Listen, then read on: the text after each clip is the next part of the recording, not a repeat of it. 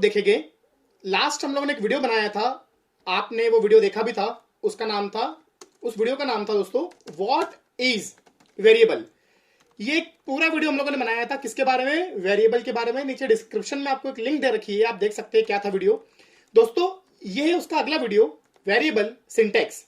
दोस्तों हम सभी जानते हैं कि जब भी आप प्रोग्रामिंग करते हो तो ये वर्ड आपको बहुत काम आता है, सिंटैक्स। दोस्तों सिंटैक्स का मतलब होता है वे ऑफ कोडिंग, या मैं ये कहूं किसी भी चीज को लिखने का एक जो तरीका होता है उसको हम लोग क्या कहते हैं, सिंटैक्स कहते हैं। दोस्तों हम टाइम वेस्ट करे बिना स्टार्ट करते हैं कि सिंटैक्स क्या होता है। मेरा नाम है गौरव, आज मैं आपसे शेयर करूंगा कि वेरिएबल को बनाने का सिंटैक्स क्या होता है। दोस्तों मैंने आपको क्लियर किया ही था लास्ट वीडियो में कि variable is a instruction to the computer to create memory space. मतलब जब जब मुझे मेमोरी में क्या बनवाना हो, स्पेस, क्योंकि जब प्रोग्राम चलेगा तो यूजर इनपुट देगा, और जब यूजर इनपुट देगा तो वो इनपुट कहीं ना कहीं हमें स्टोर करना पड़ेगा, और जब हमें इनपुट स्टोर करना होता है तो हमें पहले से कंप्यूटर को इंस्ट्रक्शन देके मेमोरी में स्पेस क्रिएट करनी होती है, और वो इंस्ट्रक्शंस देने के लिए हम क्या बनाते हैं, वेरिएबल्स बनाते हैं। तो दोस्तों वेरिएबल एक तरह की इंस्ट्रक्शन होता है आपके कंप्यूटर को, ताकि आप अपने मेमोरी में क्या बना पाओ, स्पेस बना पाओ।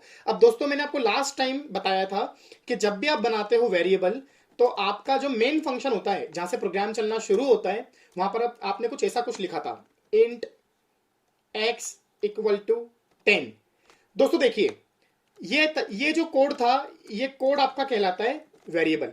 अब इस पूरे कोड में आप देखना तीन चीज आप देखोगे, एक ये वाला पार्ट, एक ये वाला पार्ट, और एक ये वाला पार्ट। तो दोस्तों देखते, जब भी आप वेन क्रिएट वेरिएबल, जब भी आप क्या बनाते हो, वेरिएबल बनाते हो, तो दोस्तों उसमें तीन पार्ट होते हैं। कितने पार्ट होते हैं, तीन पार्ट होते हैं।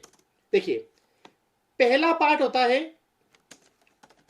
डेटा टाइप, दूसरा पार्ट होता है वेरिएबल का नाम, और दोस्तों तीसरा पार्ट होता है वैल्यू जो आपको स्टोर करना है। एग्जांपल लेते हैं, जैसे इस वाले कोड की अगर बात करते हैं तो इस पूरे कोड में हमने लास्ट टाइम आपको बताया था कि मेमोरी में इस कोड से मेमोरी में एक क्या बनेगी, लोकेशन। उस लोकेशन का नाम क्या होगा, x। तो दोस्तों एक कॉमन सी बात है, जब जब मेमोरी में क्या बनती है, लोकेशन। क्यों बनती है, क्योंकि हमें उस लोकेशन में कुछ ना कुछ क्या स्टोर करना है, वैल्यू। जैसे यहां पर वैल्यू क्या रखी है, 10।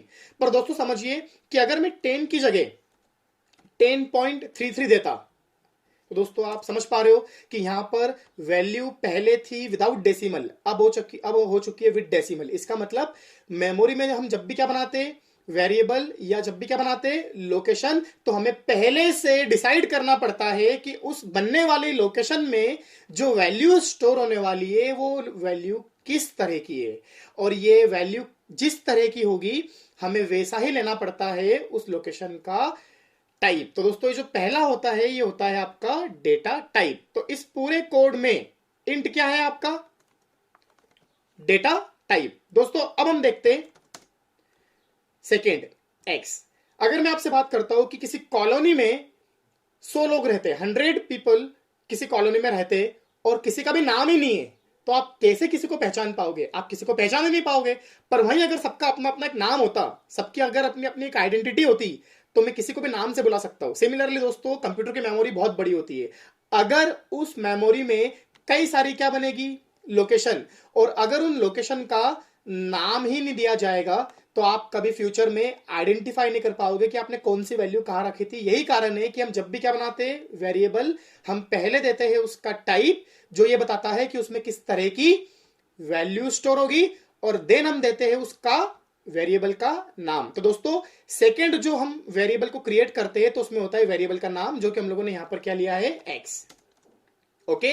और थर्ड वाला जो पार्ट होता है वो होता है आपकी वैल्यू। भाई आपने वेरिएबल जो बनाया है, आपने जो लोकेशन बनवाई है कंप्यूटर से, वो क्यों बनवाई है, ताकि आप उसमें कुछ ना कुछ वैल्यू स्टोर कर दो। अच्छा एक बात ध्यान रखना, जरूरी नहीं है कि आप जब वेरिएबल बनाते हो तभी वैल्यू डालना हो या तभी वैल्यू स्टोर करना हो। आप अगला कोड देखिए, मैंने यहां पर लिखा इंटीजर y इक्वल करके, मैंने कुछ भी नहीं दिया, यहां पर मैंने इक्वल लगाया ही नहीं, मैंने यहां पर क्या लगा दिया, सेमीकोलन। सेमीकोलन का मतलब क्या होता है, एंड ऑफ लाइन। इसका मतलब यहां पर भी एक वेरिएबल बनेगा।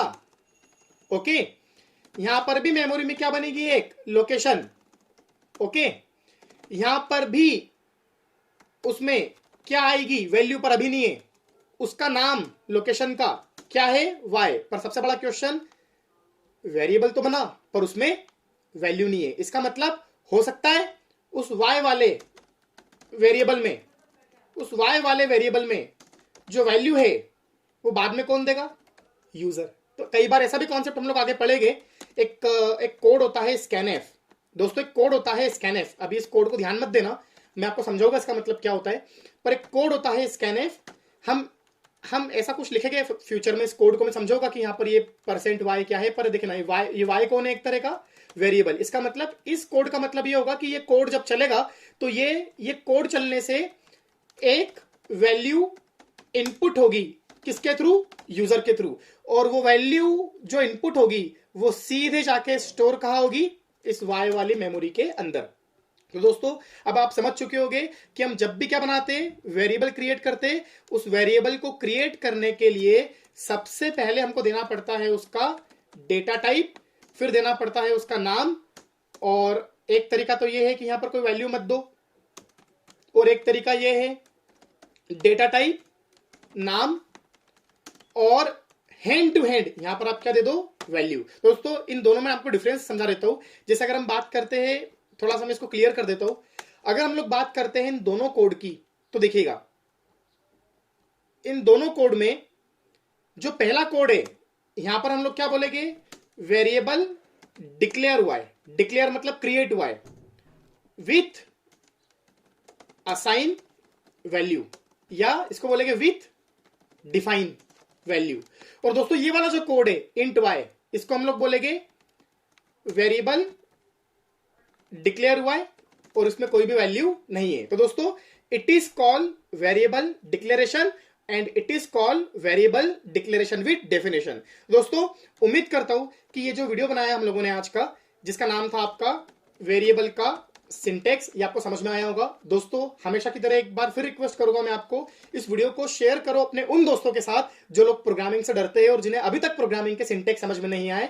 आपके लिए एक छोटी सी मैं आज हिंट ये दूंगा कि वेरिएबल एक बहुत इंपॉर्टेंट कॉन्सेप्ट है आप किसी प्रोग्रामिंग का। एक छोटा सा क्वेश्चन भी आपको मैं दूंगा, आप लोग पहले इसको फाइंड आउट करो, फिर मैं इसका आंसर बताऊंगा आपको।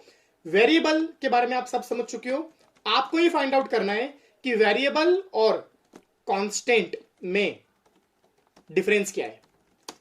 What is the difference between variable and constant, नीचे आप कमेंट कर सकते हो इस चीज को। और एक और छोटी सी आपसे रिक्वेस्ट है, वीडियो को दोस्तों शेयर करो दोस्तों के साथ। आपके लिए एक और मेरी तरफ से एक सजेशन है कि जो प्रोग्रामर्स पॉइंट की यूट्यूब चैनल है इसको आप सब्सक्राइब कर लो, पास में एक बेल आइकन है दोस्तों उसको प्रेस कर लीजिए, ताकि आपको मेरे इसी तरह के आने वाले वीडियोस के जो नोटिफिकेशंस है वो मिलते जाए और आपका जो प्रोग्रामिंग नॉलेज है वो अपडेट होते जाए। दोस्तों बहुत बहुत धन्यवाद, थैंक यू सो मच।